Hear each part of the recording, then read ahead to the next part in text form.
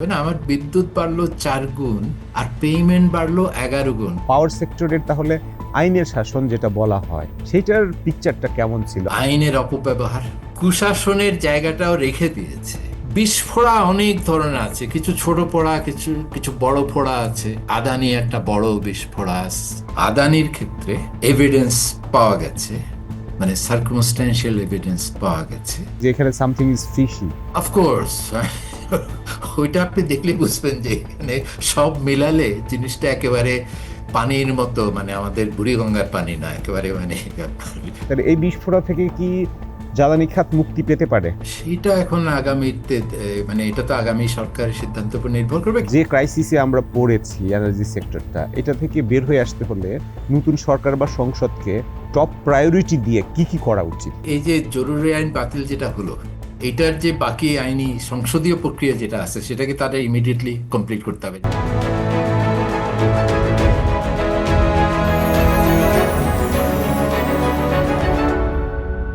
Hello and welcome to আর কাবেল presents কেমন সংসদ চাই। আর কাবেল বাংলাদেশের একমাত্র ইউএল এবং ভিডি সার্টিফাইড কেবল, যা A grade LME register copper ক্যাথোডে তৈরি এবং 100% ফ্লেম রিটার্ডেন্ট সম্পন্ন। আর কাবেল, ওয়্যারস উইদাউট ওয়ারিজ। আজ আমাদের সাথে অতিথি হিসেবে আছেন অর্থনীতিবিদ জাহিদ হোসেন। ডক্টর জাহিদ হোসেন সম্পর্কে আমরা সবাই জানি, বিশ্বব্যাংকের সাবেক লিড ইকোনমিস্ট ছিলেন। বিশ্বব্যাংকের ঢাকা অফিসে যোগদানের আগে তিনি দেশে বিদেশে বিভিন্ন বিশ্ববিদ্যালয়ে শিক্ষকতা করেছেন। সর্বশেষ যে প্রসঙ্গে তার সঙ্গে আমরা আসলে আলোচনা করতে যাচ্ছি সেটা বর্তমান সরকারের সময়ে গঠিত হয়েছিল। আপনার আওয়ামী লীগ সরকারের সময়ে যে বিদ্যুতের চুক্তিগুলো হয়েছিল বিশেষ একটা আইনের অধীনে, সেটার পর্যালোচনা কমিটি হয়েছিল, জাতীয় কমিটি। সেই জাতীয় কমিটির উনি একজন সদস্য ছিলেন এবং কমিটি তার রিপোর্ট জমা দিয়েছে। রিপোর্টের অনেক পর্যবেক্ষণ পত্রপত্রিকায় এসেছে, আর অনেক কিছুই হয়তো আসবে। রিপোর্টের শিরোনামটা ছিল বাংলাদেশের বিদ্যুৎ উৎপাদন ব্যয়বহুল চুক্তির ফাঁদে আবদ্ধ, শাসন ব্যর্থতা, রেন্ট আহরণের প্রক্রিয়া। মোটামুটি একটা বাংলা এইটা দাঁড়ায়। তো আমরা রেন্ট আহরণের প্রক্রিয়া নিয়ে আসলে আলোচনা করব এবং এই রেন্ট আহরণ প্রক্রিয়াটাও শুরু হয়েছিল বিশেষ একটা আইনের মাধ্যমে। একটা আইন করে এই আহরণ প্রক্রিয়াকে সংসদ দায়মুক্তি পর্যন্ত দিয়েছিল। সংসদ তার দায়িত্ব পালনে ব্যর্থতার কথা যেটা বলা হয়েছে, শাসনের ব্যর্থতা আসলে শুরু হয়েছিল সংসদ থেকেই, আইন প্রণয়নের মাধ্যমেই। তাহলে আগামী নির্বাচনের মাধ্যমে যে সংসদ আসতে যাচ্ছে, সেই সংসদের এই যে সার্বিক পরিস্থিতি এখন বিরাজ করছে, এই উদ্ভূত পরিস্থিতি থেকে উত্তরণের জন্য জাতীয় কমিটি বিভিন্ন সুপারিশ দিয়েছে। সেটার বাস্তবায়নের মাধ্যমে এটা উত্তরণ সম্ভব হবে কিনা, সেসব বিষয় নিয়ে আজকে আমরা তার সঙ্গে আলোচনা করব। ডক্টর জাহিদ হোসেন, আপনাকে আমাদের আলোচনায় স্বাগতম। ধন্যবাদ। আপনি কেমন আছেন? আছি মোটামুটি। এই যে আমরা একটু ক্লাসরুমের মতো, আপনি যেহেতু একসময় শিক্ষকতা করতেন, আবার একটু ক্লাসরুমের মতো ছোট্ট করে একটু আমরা বোঝার জন্য জাস্ট একটু ছোট্ট আলোচনা। রেন্ট এক্সট্রাকশনের আগে আরেকটা ওয়ার্ড আছে রেন্ট সিকিং। আবার রেন্ট বলতে আমরা বুঝি আমাদের ল্যান্ডলর্ড বা বাড়িওয়ালারা যে ভাড়া নেয়, এটাকেও আমরা রেন্ট বলি। তো আমাদের সাধারণ দৈনন্দিন জীবনে এক ধরনের রেন্ট আছে। অর্থনীতিতে এই যে রেন্ট সিকিং এবং রেন্ট এক্সট্রাকশন, এই দুটো বলতে আসলে আমরা কি বুঝি এবং কিভাবে আমাদের পাওয়ার সেক্টরে এগুলো কাজ করছে, সেটাই আমরা আসবো আস্তে আলোচনায়। সাধারণ ভাষায় রেন্ট, আপনি যেটা শুরুতে বললেন যে এটা বাড়ি ভাড়ার মতো, একটা মান্থলি বা অ্যানুয়াল হোক, সেমি অ্যানুয়াল হোক, যে কোনো একটা নির্দিষ্ট সময়ের ভিত্তিতে একটা ফিক্সড পেমেন্ট যে সেবাটা নিচ্ছে। বা আমি যদি বাড়ির কথা বলি, একটা অ্যাপার্টমেন্টের কথা বলি, আমি যদি অ্যাপার্টমেন্টটা ভাড়া নেই, আমি থাকি বা না থাকি, ওই মাসিক ভাড়াটা আমাকে দিতেই হবে। এটাই হলো চুক্তি, ফিক্সড পেমেন্ট করতে হবে। এখন বাড়ির ক্ষেত্রে তো এটা খুব সহজেই বোধগম্য যে হ্যাঁ, আপনি বাড়ি ভাড়া নিচ্ছেন, থাকবেন কি না থাকবেন এটা তো আপনার সিদ্ধান্ত, কিন্তু ভাড়া তো দিতেই হবে বাড়িওয়ালাকে। কিন্তু অন্যান্য ক্ষেত্রে, ধরেন বাজারের ক্ষেত্রে, আপনি যেখানে কিছু কাজ করে, কিছু পণ্য উৎপাদন করে, এবং আমরা যেই কনটেক্সটের কথা বলছি এখানে বিদ্যুৎ উৎপাদন করে আপনার সেই রেভিনিউটা পাওয়ার কথা। এখন যদি আপনি এমন একটা ব্যবস্থা করতে পারেন যেখানে আপনি বিদ্যুৎ উৎপাদন করলেন কি করলেন না তাতে কিছু আসে যায় না, একটা মোটা অঙ্কের টাকা, এবং বিদ্যুতের ক্ষেত্রে সেটা বাংলাদেশ কারেন্সিতে না, ডলারে, হিসাবটা ডলারে হতো, আপনাকে প্রতি মাসে ওই আইপিপি তে দিতেই হবে। এটা হচ্ছে, আমি বিদ্যুৎ উৎপাদন করি বা না করি, আপনি না চাইলেও, আপনি তো ক্রেতা, আপনি এমন চুক্তি করেছেন যে আপনি চান কি না চান।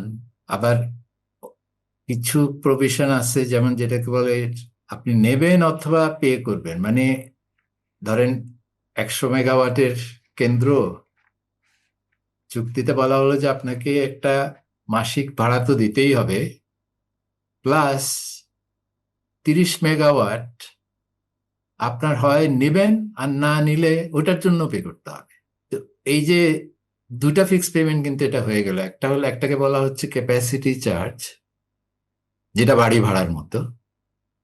আরেকটাতে বলা হচ্ছে আপনি ওই বাড়িতে না থাকলেও ওই 30% এডিশনাল আপনাকে পে করতে হবে।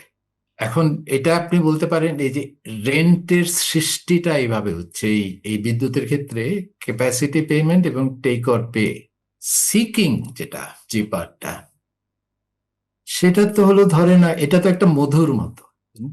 আপনি মাসিক একটা এমনি ফিক্স পেমেন্ট দিবেন, তারপরে আরেকটা কন্ডিশন দিলেন যে অ্যাটলিস্ট 30% আপনাকে নিতে হবে, আর না নিলে সেটা টাকাও দিতে হবে।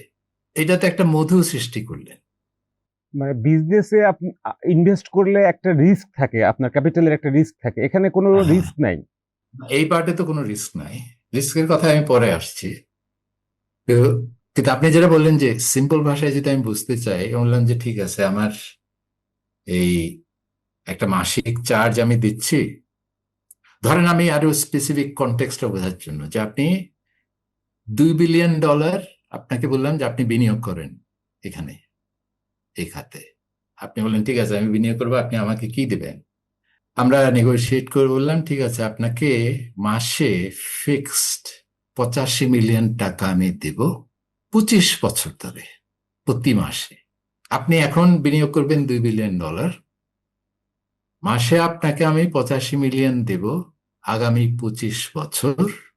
এটা ক্যাপাসিটি চার্জ।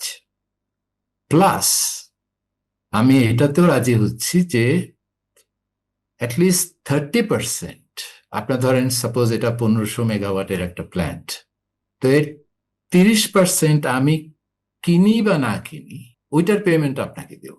কিনলে তো ওটা আমি বিদ্যুৎ পেলাম, আপনি পেমেন্ট পেলেন। কিন্তু আমি যদি কোনো কারণে না কিনি, অ্যাজ ইফ আমি কিনেছি, সেটা ধরে ওই 30% আপনাকে আরো দেবো $85 মিলিয়ন উপরে। ওইটাও তো নিশ্চিত হয়ে গেল, ওটারও একটা মূল্য আছে, মানে পার কিলোওয়াট আওয়ার একটা চার্জ আছে, হিসাবটা হবে ওই 30% কত।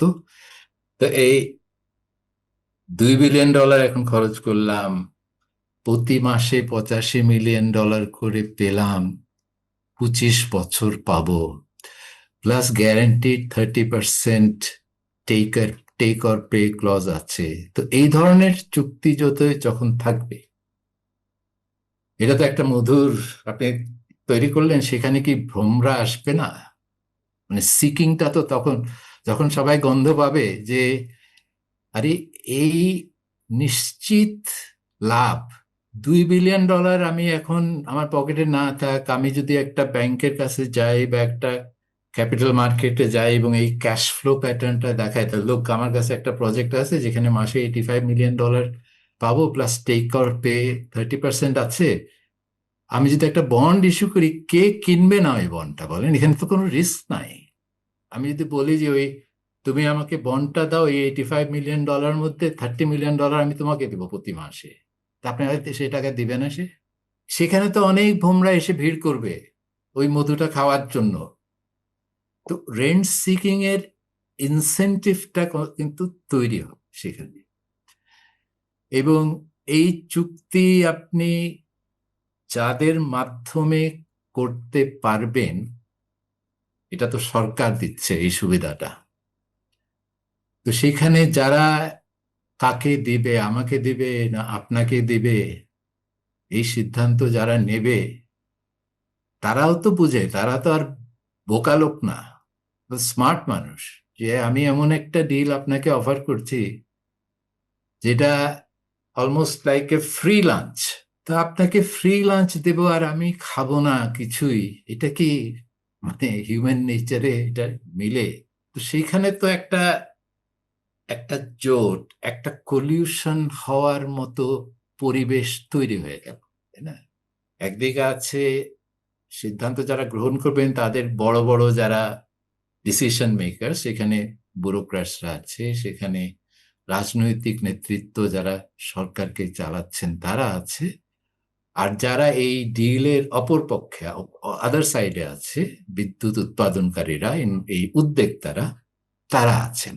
তো তাদের মধ্যে একটা লেনদেন নির্ভর সম্পর্ক তৈরি হওয়াটাই তো স্বাভাবিক এই ধরনের একটা পরিবেশে।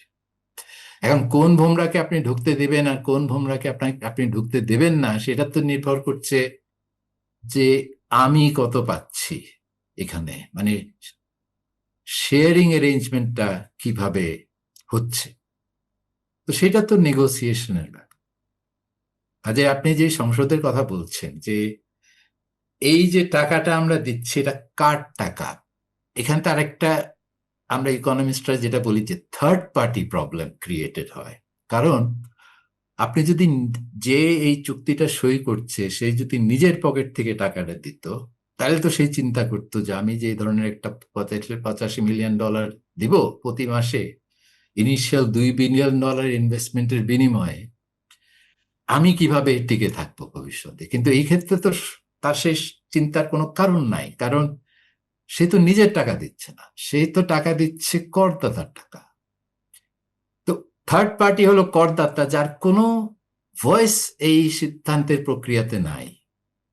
আমি ব্যুরোক্র্যাট, আপনি উদ্যোক্তা, আমরা দুজনে মিলে এই অ্যারেঞ্জমেন্টটা করে ফেললাম, আর ওই $85 মিলিয়ন প্রতি মাসে দিতে হবে ওই সরকার রাজস্ব আহরণ করছে বা সরকার ঋণ নিচ্ছে যেটা ভবিষ্যতের করদাতারা দিবেন, ওই টাকা আমি আপনাকে দিয়ে দিলাম। তো থার্ড পার্টির টাকা আপনাকে দিয়ে দিলাম, দুইজনে আমরা ভাগাভাগি করে নিয়ে নিলাম। তো এই ধরনের একটা মানে সাধারণ অ্যারেঞ্জমেন্ট তৈরি হয়েছিল। অ্যারেঞ্জমেন্ট তৈরি হয়ে গেছে, যেখানে আলটিমেটলি বোঝাটা বহন করছে করদাতারা বর্তমান এবং ভবিষ্যতের। এবং এটা একটা আইনি কাঠামোর মধ্যে দিয়ে হচ্ছে।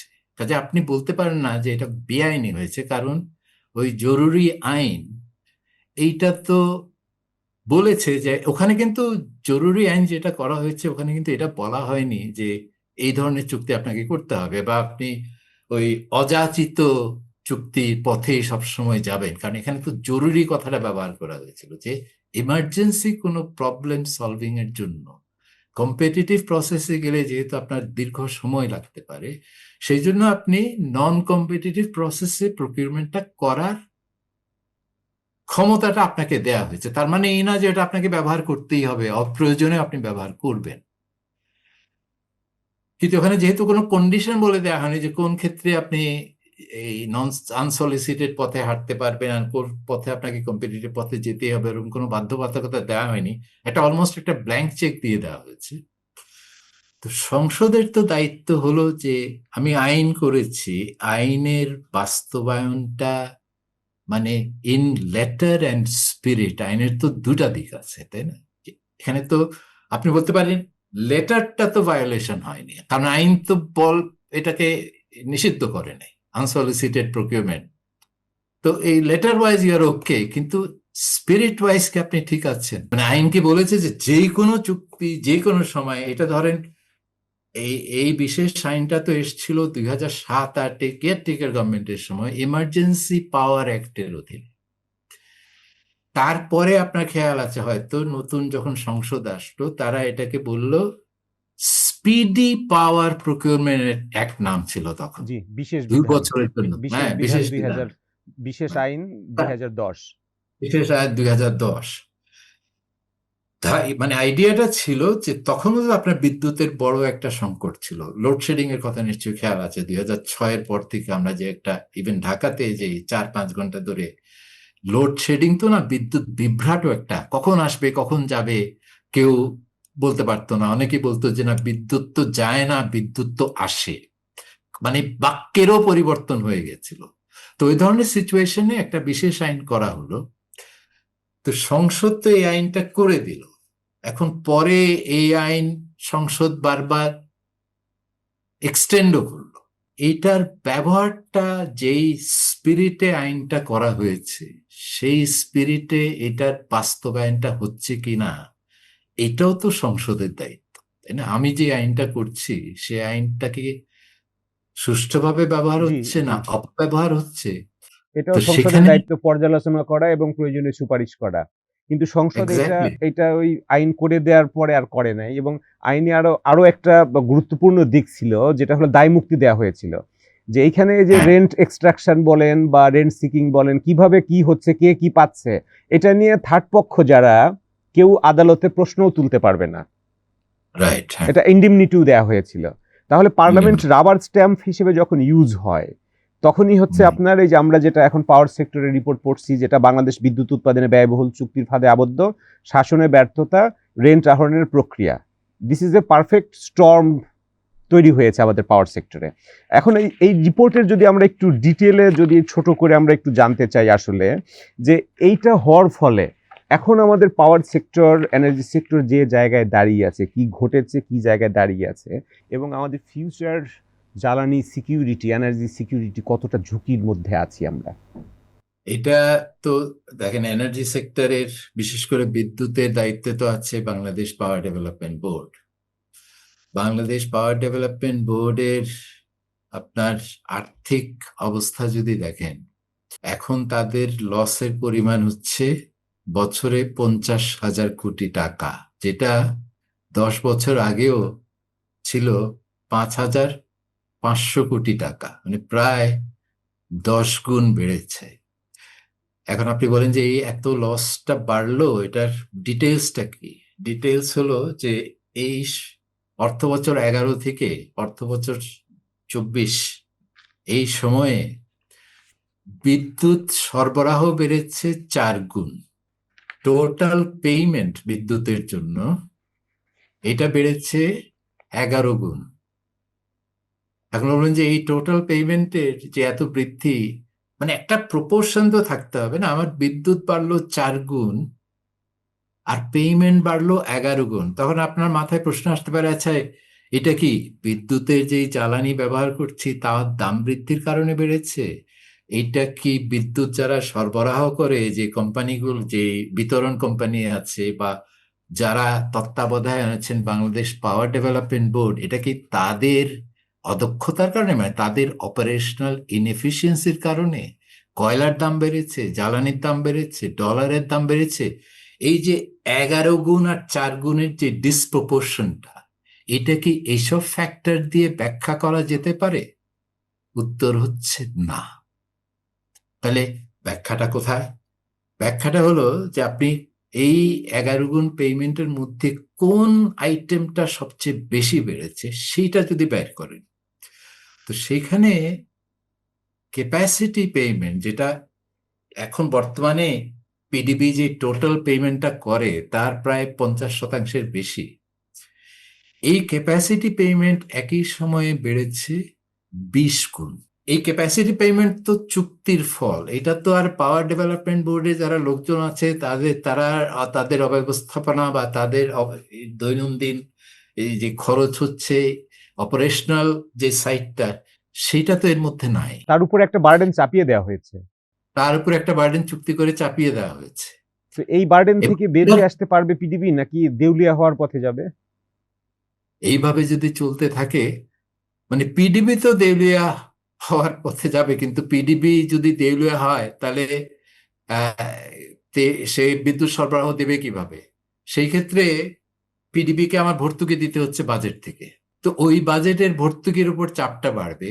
তো বাজেটে ভর্তুকির উপর চাপ বাড়লে এটা ট্রান্সমিশন তো হবে, হয় আমি ঋণ নেব, নয় আমি কর আদায় বাড়াবো, নয় আমাকে অন্য জায়গায় খরচ কমাইতে হবে, কারণ আমি বাজেট থেকেই তো দেব। হয় expenditure reduction, or revenue increase, or borrowing, domestic হোক ফরেন হোক, টাকা তো কোথাও না কোথাও থেকে আসতে হবে।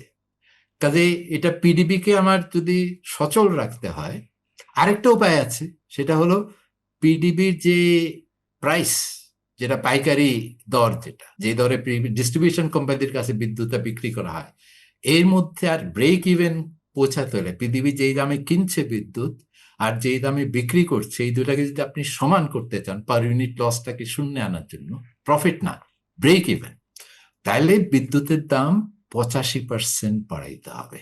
তাহলে এখন আপনি উপায়টা খুঁজেন কোথায়? হয় আপনি বিদ্যুতের দাম বাড়ায় বিদ্যুৎ ব্যবহারকারী, industry, commercial users, house hold, কৃষি, এইসব খাতের উপর চাপিয়ে দিতে পারেন, অথবা ওইটা না করলে পিডিবি বলবে আমার থেকে যদি আপনি বিদ্যুৎ চান, আমাকে আমার তো ঘাটতিটা মেটাই দিতে হবে, আমাকে ভর্তুকি দেন বাজেট থেকে, তখন ভর্তুকি দিবেন।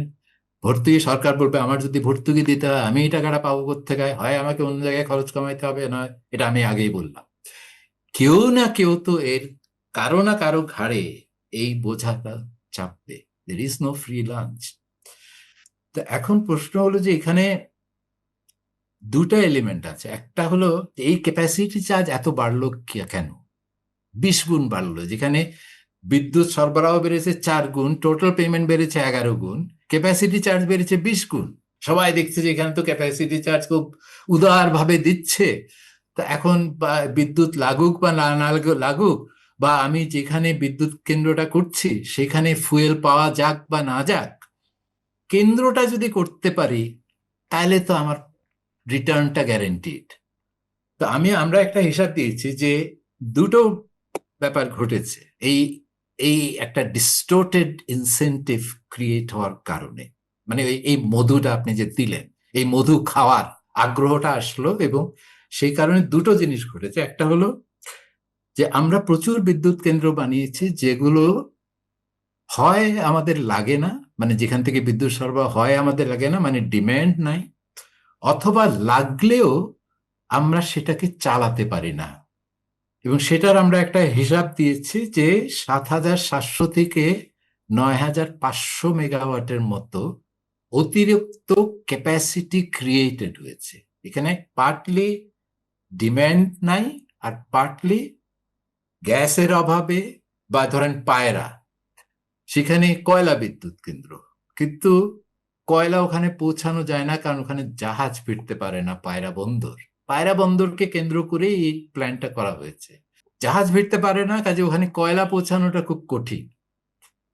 আবার ধরেন এই যে জেরা এখন নিয়ে নিয়েছে রিলায়েন্সের যে প্ল্যান্টটা, গ্যাস ভিত্তিক প্ল্যান্ট, এখানে গ্যাসের অভাবে আপনি ওই প্ল্যান্টটা চালাতে পারেন না। কাজে হয় স্ট্রাকচারাল কারণে অথবা ডিমান্ড এফিসিয়েন্সির কারণে আপনার অতিরিক্ত এই 7,700 থেকে 9,600 এই রেঞ্জটা দেওয়ার কারণ হচ্ছে এখানে কিছু অ্যাসাম্পশনের ভিত্তিতে হিসাবটা করতে হয়। কাজে অনুমানের আপার বাউন্ড এবং লোয়ার বাউন্ড আমরা এখানে বলে দিচ্ছি। এটা অতিরিক্ত ক্যাপাসিটি, কাজে একটা এক্সেস ক্যাপাসিটি তৈরি হয়েছে, যার বিপরীতে আমার বার্ষিক পেমেন্ট হলো 99,000 কোটি টাকা থেকে, এটা মিনিমাম ন্যূনতম, আর আপনার 165,000 কোটি টাকা হলো আপার বাউন্ডটা। মানে এটা আপনাকে এই এক্সেস ক্যাপাসিটির জন্য প্রতি বছর পে করতে হচ্ছে। আপনি চিন্তা করেন 99,000 কোটি টাকা আপনার প্রায় হেলথ বাজেটের 4-5 গুণ হবে। এটা মানে দুটো ঢাকা মেট্রোর সমান টাকা, যেটা মিনিমামটা ধরছে। আর যদি 100 আপার বাউন্ডটা ধরেন তাহলে এটা তো 3টা 4টা 3.5টা ঢাকা মেট্রোর সমান অঙ্কের টাকা, শুধু এক্সেস ক্যাপাসিটির কারণে। যে ক্যাপাসিটি আমি যখন এই ক্যাপাসিটি করার সিদ্ধান্ত নিয়েছি তখন আমরা জানতাম যে এই গ্যাস দেওয়া যাবে না, এই কয়লা পৌঁছানো যাবে না, বা তারা যদি উৎপাদন করতেও পারে, যেই গ্রিডে বিদ্যুৎটা সাপ্লাই দিতে হবে, যেই ট্রান্সমিশন লাইনের মাধ্যমে বিদ্যুৎটা বাসাবাড়ি বা শিল্প কারখানা বা কৃষকের কাছে পৌঁছাবে, ওই ট্রান্সমিশন লাইনের ক্যাপাসিটি আমার নাই, ওই গ্রিডের সক্ষমতা আমার নাই। যখন ওই সিদ্ধান্তটা আমরা নিয়েছি ওই তথ্যগুলি তখন আমরা জানতাম। কাজে আপনি বলতে পারেন না যে এটা ইন গুড ফেইথ একটা ভুল সিদ্ধান্ত হয়েছে। তাহলে কি আমরা ইন্টেনশনালি এটা নিয়েছি জাস্ট ফর রেন্ট এক্সট্রাকশন? আর কি ব্যাখ্যা থাকতে পারে? মানে দুটোই তো ব্যাখ্যা। একটা হলো আমি সৎ উদ্দেশ্যে কাজটা করেছি কিন্তু ভুল সিদ্ধান্ত নিয়েছি তথ্য থাকা সত্ত্বেও। এটা কি কখনো, তার মানে কি আমি বোকা?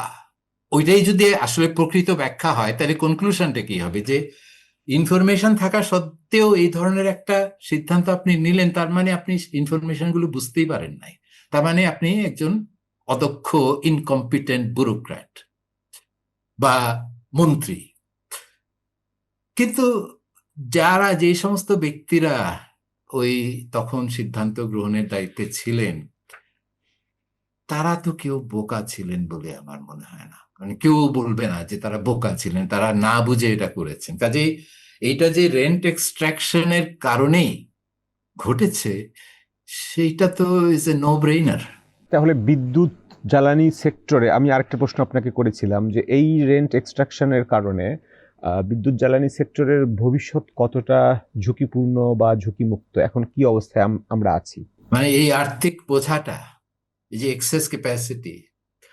আর দ্বিতীয় পার্টটা তো বলি নাই, যেটা হলো যে আপনি যেহেতু এই প্রশ্ন তুলছেন যে আমরা কতটা, বোঝাটা তো শুধু এই এক্সেস ক্যাপাসিটির জন্য যে ক্যাপাসিটি পেমেন্ট করতে 99 থেকে 1 লক্ষ, প্লাস আরেকটা যেটা ঘটেছে সেটা হচ্ছে এক্সেস প্রাইসিং। যে আমি আপনি আমার থেকে বিদ্যুৎ কিনলে যেই দামে কিনবেন, সেখানেও আমি একটা অতিরিক্ত প্রিমিয়াম ফিট করে দিয়েছি।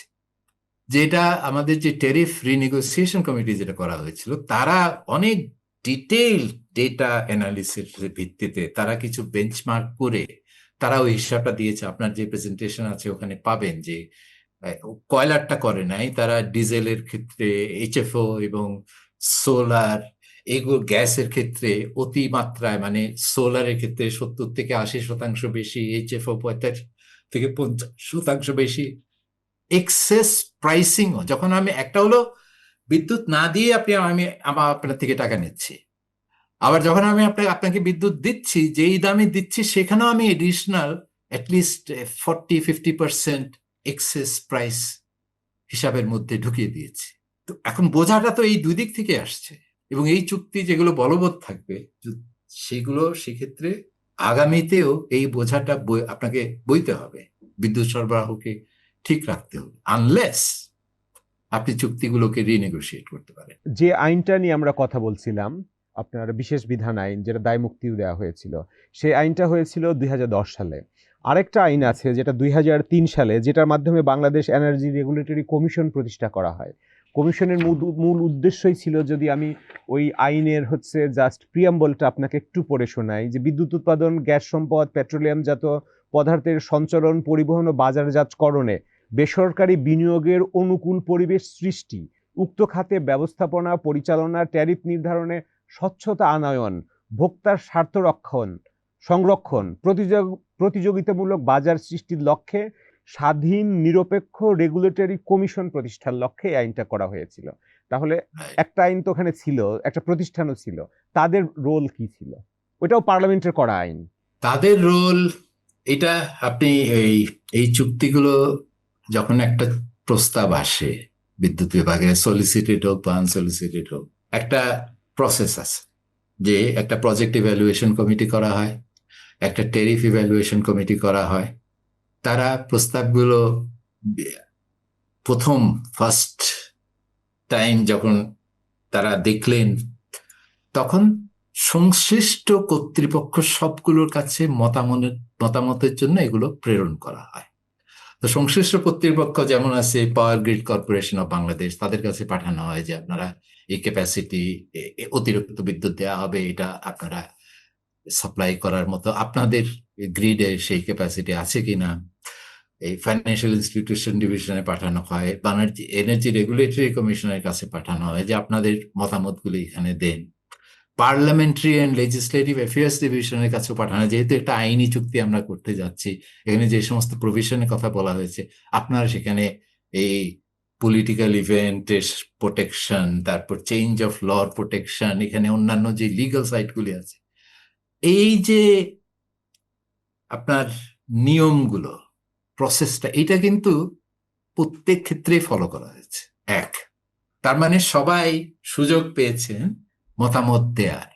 প্রশ্ন যেগুলো ওঠা উচিত ছিল, আপনি বলবেন যে এখানে একতরফা চুক্তি, আমরা তো এখনো এইগুলো ঝুঁকির সাইডটা নিয়ে আলাপ করি না, কিন্তু আপনার মূল প্রশ্নের জন্য সে আলাপের প্রয়োজনও নাই। যেই সমস্ত কোয়েশ্চেন যার রেজ করার কথা, যেমন ধরেন আমার গ্রিডে যদি ক্যাপাসিটি না থাকে, তাহলে তো পাওয়ার গ্রিড কর্পোরেশন এটা বলার কথা আমাকে, যে আপনি যে বলছেন এই নতুন কেন্দ্র আসবে, এই ক্ষেত্রে এত মেগাওয়াট, এটা অ্যাবজর্ব করার মতো ক্যাপাসিটি তো আমার নাই। এখন আপনি বলেন যে 3 বছর পরে তো এটা আসবে, তাহলে ওরা বলল 3 বছর পরেও এটা হবে, সেটার কোনো উদ্বেগ তো এখনো নাই। এই কথাটা তো তাদের বলার কথা, তাই না? তারা এটা বলেছে। আপনি যখন এই পেট্রো বাংলার কাছে পাঠাচ্ছেন যে আমি একটা গ্যাস ভিত্তিক বিদ্যুৎ কোম্পানির প্রস্তাব পেয়েছি, মেঘনা ঘাটে একটা বিদ্যুৎ, এই 500-600 মেগাওয়াটের একটা বিদ্যুৎ হবে, তার এত গ্যাস দরকার হবে 5 বছর পরে, আপনার মতামতটা দেন। তখন তারা বলেছে যে আমাদের যে গ্যাস আছে এবং যে হারে গ্যাসের এই যে মজুদটা ফুরিয়ে যাচ্ছে, ডোমেস্টিক সোর্স থেকে এটা সাপ্লাই দেওয়া সম্ভব হবে না। আর আমাদের যে এলএনজি প্রসেস করার যে এফএসআরইউ গুলি আছে, তাদের সক্ষমতা যদি আগামীতে বৃদ্ধি না হয় এবং তাদের লোকেশনটা যদি ওই মেঘনা ঘাটের সাথে না মিলে, তাহলে কিন্তু ওটাও সম্ভব হবে না। এই মতামতটি কি তারা দিয়েছে? হ্যাঁ, তারাও এই মতামত দিয়েছে।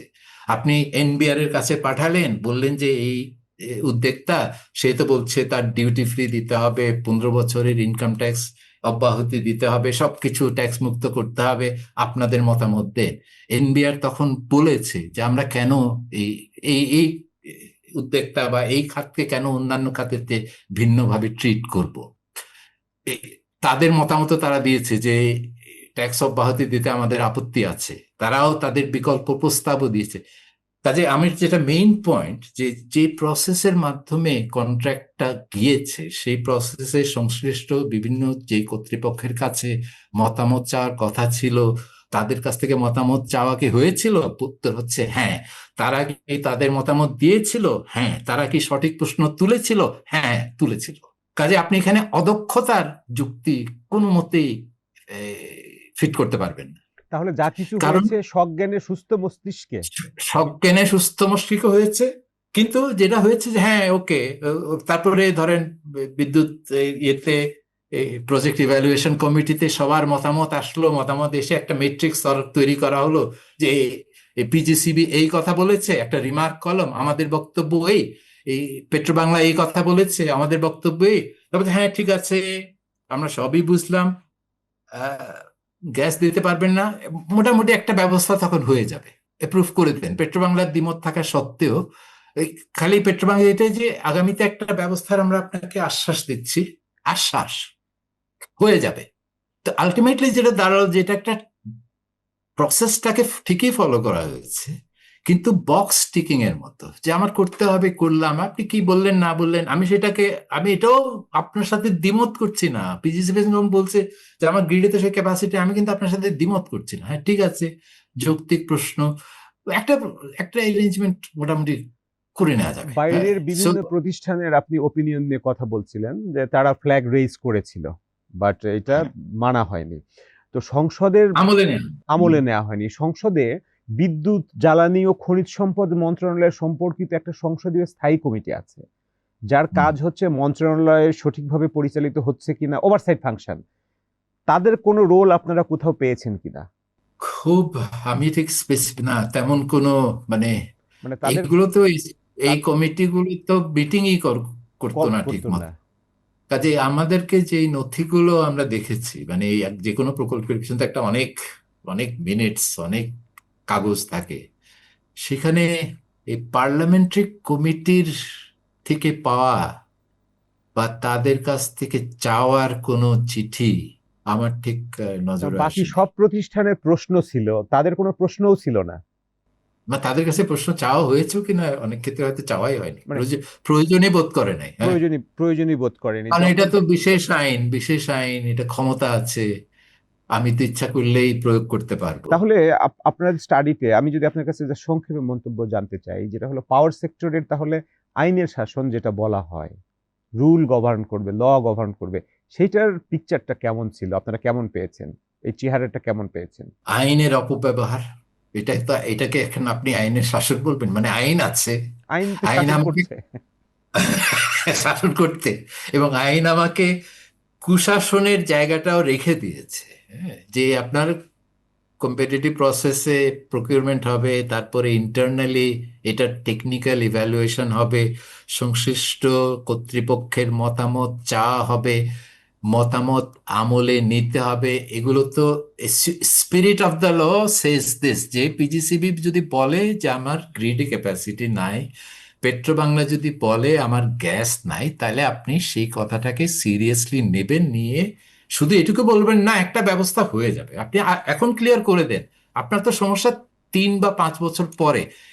এর মধ্যে আমরা একটা অ্যারেঞ্জমেন্ট করে নেব, এরকম একটা ভেগ, অপরিষ্কার, কোনো উদ্বেগ নাই, কোনো সিদ্ধান্ত নাই, খালি আপনার মুখের কথা, এর ভিত্তিতে আপনি না প্রস্তাবটা ক্লিয়ার করে দেন।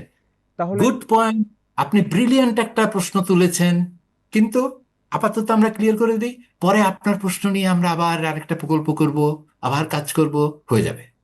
আইনের শাসন সেন্সে ইন লেটার বলতে তো আইনের শাসনই এটা, আইন সেই ক্ষমতা আমাকে দিয়েছে, কিন্তু ইন স্পিরিট কে আইনের শাসন হয়েছে। এই জন্য আমরা বলছি ম্যাসিভ গভর্নেন্স ফেলিয়ার। তাহলে আপনারা যে ফাইন্ডিংস গুলো পেয়েছেন, জ্বালানি সেক্টরে প্রতিষ্ঠান বলতে যা বোঝায়, প্রতিষ্ঠান বলে কোনো কিছু এক্সিস্ট করতো কিনা, নাকি শুধু সব ইট পাথরের তৈরি বিল্ডিং গুলো পেয়েছেন আপনারা? হ্যাঁ, ইট পাথরের তৈরি বিল্ডিং গুলোও খুব সুন্দর, এবং এখানে প্রচুর মানুষও আছে, মানুষগুলিও খুব স্মার্ট এবং দক্ষ মানুষ। আমি বিশেষ করে বলবো যে পাওয়ার ডেভেলপমেন্ট বোর্ডের মিড লেভেলে যারা আছে, যারা টেকনিক্যাল প্রফেশনাল মানুষ, এরা কিন্তু খুবই কম্পিটেন্ট প্রফেশনাল। এবং এদের থেকে আমরা যখন কমিটি মিটিং করেছি এবং আমাদের বিভিন্ন কন্ট্রাক্ট নিয়ে বা ওই কন্ট্রাক্টের পিছনে যেই ডকুমেন্টস গুলো আছে, এগুলোর ভিত্তিতে আমাদের যে প্রশ্নগুলো ছিল আমরা তাদের ডেকেছি মিটিংয়ে। আমরা যে সমস্ত প্রশ্ন করেছি দেখেছি যে হয় উত্তরটা তার ফিঙ্গার টিপসে আছে অথবা তার টেলিফোনে আছে। সে ইমিডিয়েটলি একটু একটু 2-3 মিনিটের মধ্যে খুব জটিল একটা প্রশ্ন, স্যার ওই 2015 সালে কি ঘটেছিল, অমুক মিটিং এ কি হয়েছিল, আচ্ছা একটু স্যার একটু ধরেন, এই ফোন থেকে করে দিয়ে দিয়েছে, উত্তরটা দিয়ে দিয়েছে। মানে এরা খুবই কেইপেবল মানুষ, কিন্তু এদের তো আর কিছু করার ছিল। এখানে তো সিদ্ধান্ত তো এসছে একেবারে উপরের পর্যায় থেকে। কাজেই বিল্ডিং ছিল, দক্ষ মানুষও ছিল, স্মার্ট মানুষও ছিল, কিন্তু আপনি যেটা বলছেন একটা প্রতিষ্ঠান, ফাংশনাল প্রতিষ্ঠান, সেটা কি ছিল না, সেইটা থাকার মতো যে ক্ষমতা ছিল না তা না, কিন্তু সেটাকে ডেলিবারেটলি ডিসফাংশনাল করা হয়েছে। যেমনটা করা হয়েছিল সংসদকে। সংসদে যেমনটা করা সুদৃষ্ট একটা ভবন আছে, কিন্তু সেখানে সবই প্রতিষ্ঠান আছে। আছে কিনা? হ্যাঁ, সেই মানে ওই প্রতিষ্ঠান যদি আপনি ফাংশনালিটির দিক থেকে বিচার করেন, যে ওই প্রতিষ্ঠান যেইভাবে কাজ করার কথা, যেভাবে ফাংশন করার কথা, সেইভাবে ফাংশন করতে পেরেছি কিনা, সেটার উত্তর হচ্ছে না। পারেনি।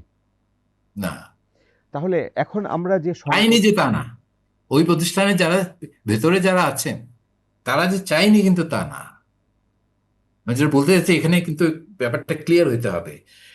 অদক্ষতা, ইনএফিসিয়েন্সি, বৈশ্বিক প্রাইস ইনক্রিজ, এইগুলি দিয়ে কিন্তু এই বিদ্যুৎ খাতের এই আর্থিক দুর্দশা ব্যাখ্যা করা যাবে না। আমরা যা প্রতিষ্ঠান করেছি নিয়ত করে করেছি।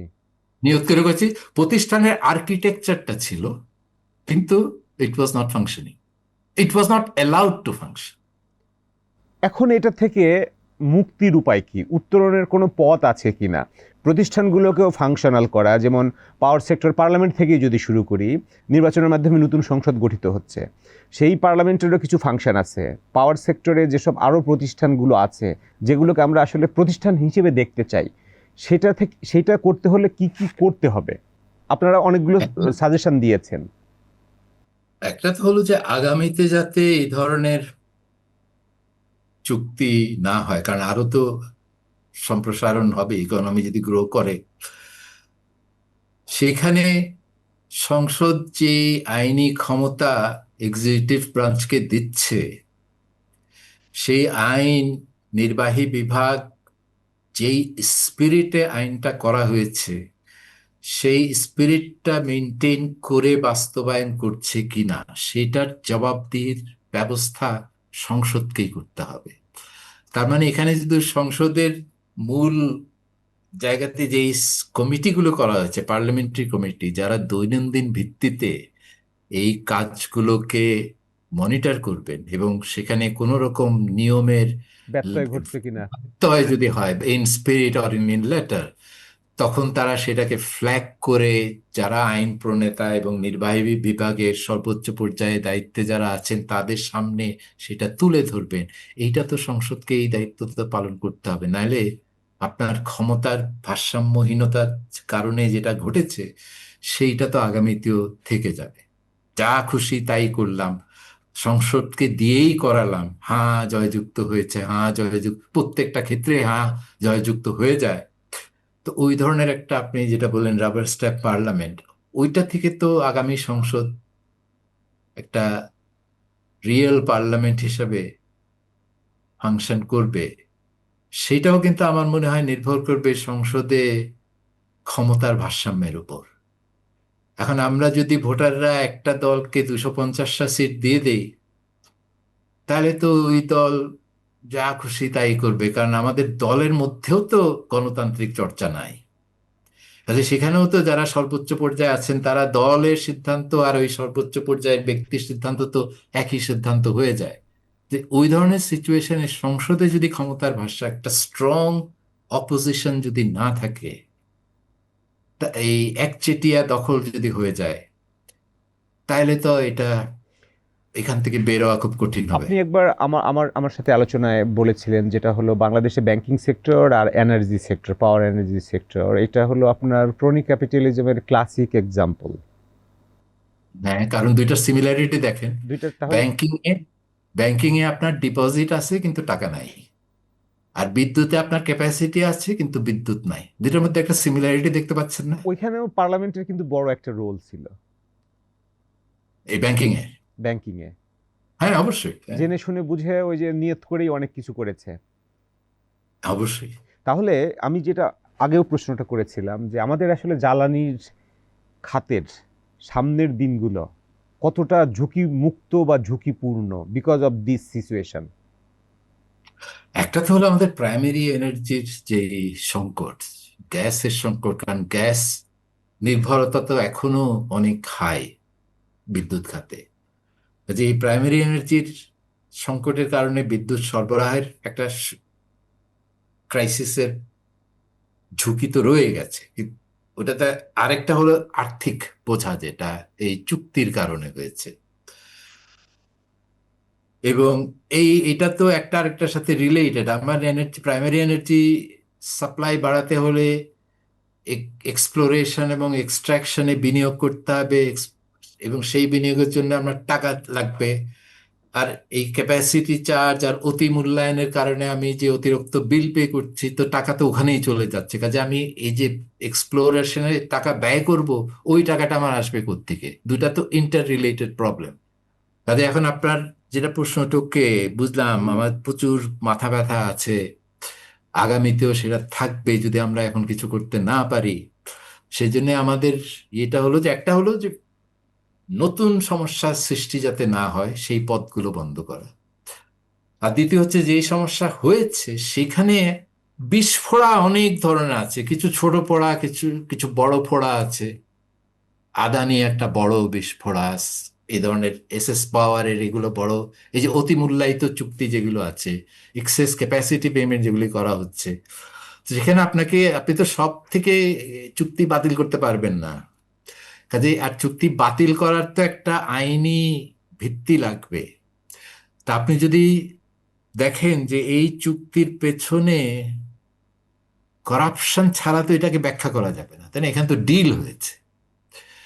তো ওই করাপশনের ইনভেস্টিগেশন যদি আপনি করে তথ্যগুলো যেগুলো আদালতে গ্রহণযোগ্য হবে সেরকম এভিডেন্স, সেটা সার্কুমস্ট্যান্সিয়াল এভিডেন্স হতে পারে, কিন্তু অনেক ধরনের সার্কুমস্ট্যান্সিয়াল এভিডেন্স মিলে তো একটা ইনফারেন্স আপনি ড্র করতে পারেন অ্যাবাউট করাপশন। তো সেই ধরনের ইনভেস্টিগেশন করে প্রায়োরিটাইজ করে যে যেখানে আপনার রক্তক্ষরণটা বেশি হচ্ছে সেখানে মনোযোগ দেন। এই বড় বড় যেগুলো পেমেন্ট আমার করতে হচ্ছে, মানে বড় বড় বিস্ফোরা যেগুলো আছে আপনি যেটা বলছিলেন। হ্যাঁ হ্যাঁ, সেগুলোর পেছনে কি ঘটেছিল, এগুলার সৃষ্টি হওয়ার পেছনে ওগুলো তদন্ত করেন, আর যে এভিডেন্স অলরেডি আপনি কালেক্ট করেছেন সেইটাকে ফার্দার এগিয়ে নিয়ে যান, যাতে ওই এভিডেন্স যদি আপনি একবার সংগ্রহ করতে পারেন যেটা কনভিন্সিং হবে, একটা যদি কেস আপনি জিততে পারেন, এটা আরবিট্রেশন কোর্টে গিয়ে হোক বা আদালতে গিয়ে হোক, তাহলে অন্যান্যরা যারা একই কাজ করেছে তারা হয়তো একটা মেসেজ পাবে, এবং তারা তখন, এখন যেমন এই ট্যারিফ রিনেগোসিয়েশন কমিটির ম্যান্ডেট কি ছিল, যে এদেরকে ডাকেন, ডেকে বলেন যে অতি মূল্যায়িত চুক্তি, আপনারা কিছু দাম কমান, তাহলে আপনাদের চুক্তিটাও থাকবে, সরকারও এটা এফোর্ড করতে পারবে। এখন তো এফোর্ড করতে না পারলে আপনাদের তো বকেয়া বিল জমতেই থাকবে। মনে করা হয়েছিল যে ওই একটা শুভ বুদ্ধির উদয় সেখানে হবে, কারণ আপনি তো বিল পাচ্ছেন না, বিল জমে আছে। তো এখানে কিছু ছাড় দেন, তাহলে আমরা বিলও ঠিক মতো পে করতে পারবো, ইলেকট্রিসিটিটা এফোর্ডেবল হবে। কিন্তু তারা সেটাকে পাত্তা দেয়নি, না কোনো মতে তো আমাকে বিল দিতেই হবে, আর দাম কমাবো না, কারণ আপনি তো অন্যান্য কোনো হ্যান্ডেল আপনার কাছে নাই যেটাতে বলতে পারবেন যে না করলে আমি কিন্তু আদালতে যাচ্ছি, এবং এই আদালতে গেলে আপনি হারবেন, আপনার প্রচুর খরচ হবে, তখন আরো কম্পেনসেশন আরো অনেক বেশি দিতে হবে। কাজে ওই ধরনের সক্ষমতা যদি আপনি এভিডেন্স বেসড ক্যাপাসিটি তৈরি করতে তাহলে পারেন, এখন ফার্দার এক দুইটা ইনভেস্টিগেশন দৃষ্টান্ত দরকার। হ্যাঁ, বিশেষ আপনারা করে একটা আপনারা কমিটিতে একটা আউটলাইন দিয়ে গিয়েছেন। আপনাদের রিপোর্টে তো ওই এভিডেন্স ভিত্তিক কোনো কিছু কি আপনারা সাবমিট করেছেন, পার্টিকুলার কেস বাই কেস কোনো কিছু? না, আমাদের এই পার্টিকুলার রিপোর্টে সেটা নাই, তবে আদানির ক্ষেত্রে এভিডেন্স পাওয়া গেছে, মানে সার্কামস্ট্যান্সিয়াল এভিডেন্স পাওয়া গেছে। কি পাওয়া গেছে আপনি স্পেসিফিক জানতে চাইলে সেটা আমি বলবো না, বলা ঠিক হবে না।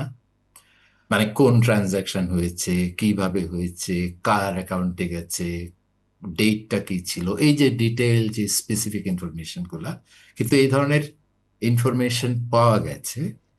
সেই এবং ইনফরমেশন গুলো কি আপনাদের সন্দেহ করার যথেষ্ট কারণ আছে যে এখানে সামথিং ইজ ফিশি?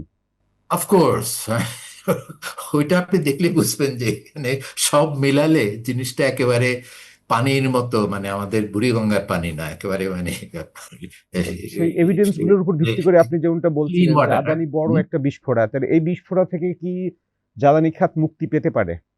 সেটা এখন আগামীতে, মানে এটা তো আগামী সরকারের সিদ্ধান্তের উপর নির্ভর করবে, কিন্তু এই তথ্যগুলো অ্যান্টি কারাপশন কমিশন সাথে শেয়ার করা হয়েছে, এবং তারা এগুলোকে আরো ফার্দার যতটা পারেন আরো ইনভেস্টিগেট চাইলে করতে পারবেন।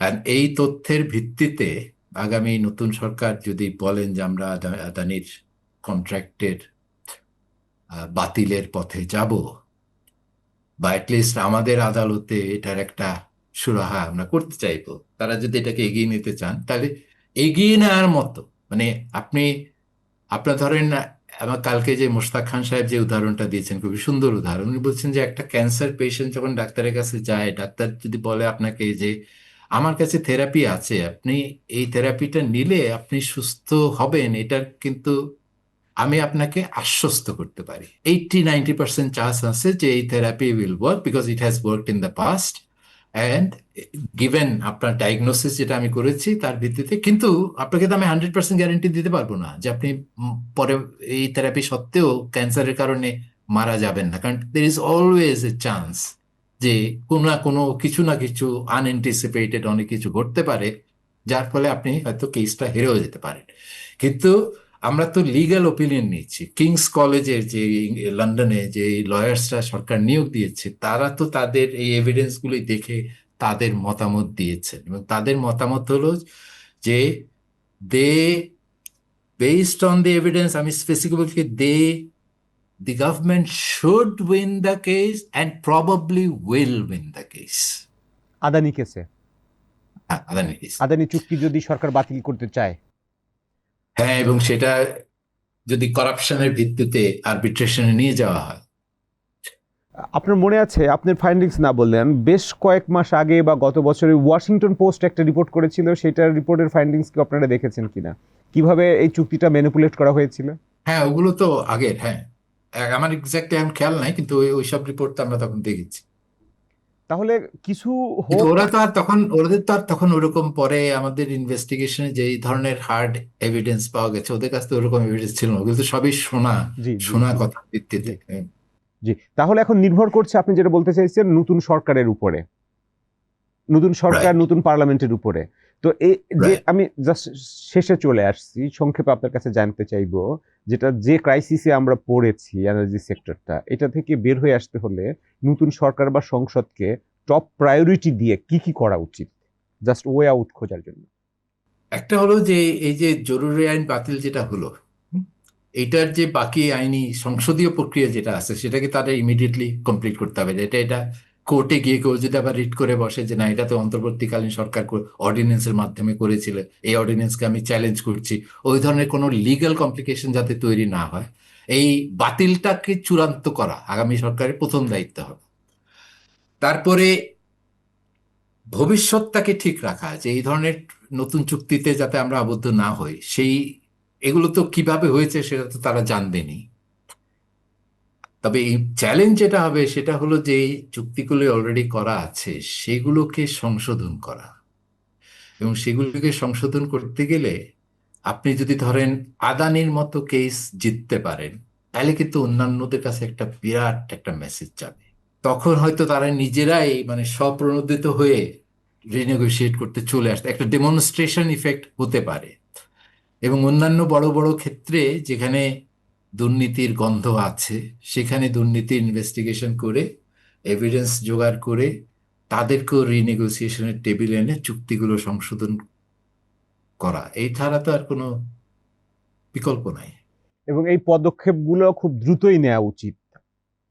এইটা মানে আমি বলবো যে তাদের বলে না প্রথম 100 দিনের আপনার এজেন্ডা কি, প্রথম 100 দিন বলে কেন, বলে হচ্ছে আপনার আর্জেন্ট অ্যাকশনগুলো কি হবে, ইমিডিয়েটলি কি, তার মধ্যে এটা থাকা উচিত। আর প্রথম 100 দিনের যদি প্রথম 10টা অ্যাকশন বলেন, সেই প্রথম 10টার মধ্যে অ্যাটলিস্ট প্রথম 3-এর মধ্যে তো এনার্জি এবং ব্যাংকিং থাকতেই হবে। ডক্টর জাহিদ হোসেন, আমাদের সময় দেওয়ার জন্য আপনাকে ধন্যবাদ। আপনি ভালো থাকবেন, সুস্থ থাকবেন, নিরাপদে থাকবেন।